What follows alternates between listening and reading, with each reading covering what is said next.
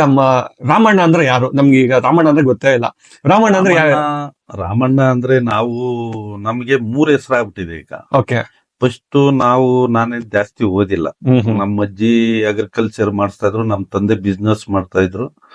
ನಾನು 7th ಹೋಗ್ತಾ ಇದ್ದಾಗ ನಮ್ಮ ಅಜ್ಜಿ ನನಗೆ ಆವತ್ತಿಂದನೂ ಅಗ್ರಿಕಲ್ಚರ್ ಅಂದ್ರೆ ಬಾರಿ ಇಷ್ಟ. ರೈತರು ನಮ್ಮ ಅಣ್ಣವರೆಲ್ಲ ಬೆಂಗಳೂರಲ್ಲಿ ಓದ್ತಾ ಇದ್ರು. ಆಗ ನಮ್ಮ ಅಜ್ಜಿ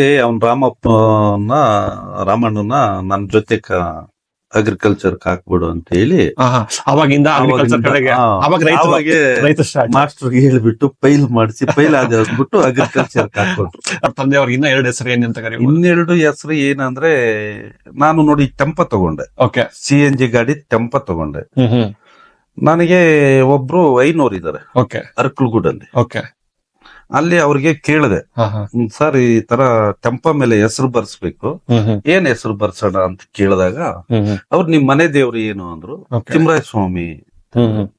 ಆಮೇಲೆ ನಿಮ್ ತಂದೆ ಹೆಸರು ಅಂದ್ರು. ನಮ್ ತಂದೆ ಹೆಸರು ಕೆಂಪೇಗೌಡರು ಅಂತ. ನಿನ್ನ ಹೆಸರು ರಾಮಣ್ಣ ಅಂತ. ನೀನ್ ಏನ್ ಬಿಸ್ನೆಸ್ ಮಾಡ್ತಾ ಇರೋದು? ರಾಗಿ ವ್ಯಾಪಾರ ಅಂದಾಗ ಅವ್ರೇನ್ ಹೇಳಿದ್ರು ಅಂದ್ರೆ, ಸರಿ ಟೆಂಪ ಮೇಲೆ ತಾನೇ ನೀನ್ ಹಾಕೋದು? ಹೌದು ಸ್ವಾಮಿ ಅಂತಂದ್ರೆ. ಅದ್ರಿಗೆ ಏನ್ ಹೇಳಿದ್ರು, ನೀನ್ ಟೆಂಪ ಎಲ್ಲೋದ್ರು ನೀನ್ ರಾಗಿ ಬಿಸ್ನೆಸ್ ಮಾಡ್ತೀಯಲ್ಲ, ರಾಗಿ ರಾಮಣ್ಣ ಅಂತ ಹಾಕ್ಬಿಡು. ಅಲ್ಲಿ ರಾಗಿ ರಾಮಣ್ಣ ಅನ್ನೋ ಹೆಸರು ಬಂತು. ತಗೊಂಡು ನಾನು ಎಲ್ಲೋದ್ರು ಸುಮಾರು ಜನ, ಏನಣ್ಣ ನೀವು ರಾಗಿ ವ್ಯಾಪಾರ ಮಾಡ್ತೀರಾ, ನಮ್ದು ರಾಗಿ ಇದೆ ತಗೊಳ್ಳಿ ಅನ್ನೋದು ಒಂದು ಪ್ರಚಾರ ಆಯ್ತು. ನಮ್ಮನ್ನು 3ನೇ ಹೆಸರು ರಾಮೇಗೌಡ ಅಂತ ಕರೀತಾ ಇದ್ರು. ನಾವು ಅವಾಗ ರಾಜಕೀಯನಲ್ಲಿ ಇದ್ವಿ. ಆ ಪೊಲಿಟಿಕಲ್ ಹೆಸರು ಆಗ ರಾಜಕೀಯನಾಗಿದ್ದಾಗ ರಾಮಣ್ಣ ಅನ್ನೋದು ಬಿಟ್ಬಿಟ್ಟು ರಾಮೇಗೌಡರು ಅಂತ ಕರೀತಾರೆ. ಈಗ ನಾವು ನಿಮ್ಮನ್ನ ರಾಮೇಗೌಡರು ಅಂತ ಕರಿಬೇಕಾ ಅಥವಾ ರೈತರು ರಾಮಣ್ಣ ಅಂತ ಕರಿಬೇಕಾ? ಅಲ್ಲ, ರಾಗಿ ರಾಮಣ್ಣ ನಿಮ್ಮನ್ನ ರಾಗಿ ರಾಮಣ್ಣ ಅಂತ ಕರೆದ್ಬಿಟ್ರೆ ರೈತನಾಗೋಗ್ಬಿಟ್ಟ. ಎಷ್ಟು ಮಿಸ್ ಮಾಡ್ಕೊಂಡ್ರ ನಮ್ಮ ಮಂಜಣ್ಣನ ಬಿಗ್ ಬಾಸ್ ಅಲ್ಲಿ ಬಂದಿದ್ದಾಗ?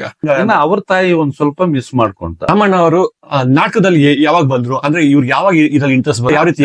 ನಮ್ಮ ಅಣ್ಣ ಈ ಊರ್ನ ಹಿರಿಯರೆಲ್ಲ ಇದ್ರ ಅವಾಗೆಲ್ಲ ನಾಟಕ ನಮ್ಮೂರಲ್ಲ. ಅಂದ್ರೆ ನಮ್ಮೂರ್ ನಾಟಕ ಪೂರ್ಣಾಕಿ ನಾಟಕ ಅಂದ್ರೆ ಬಲೆ ಫೇಮಸ್.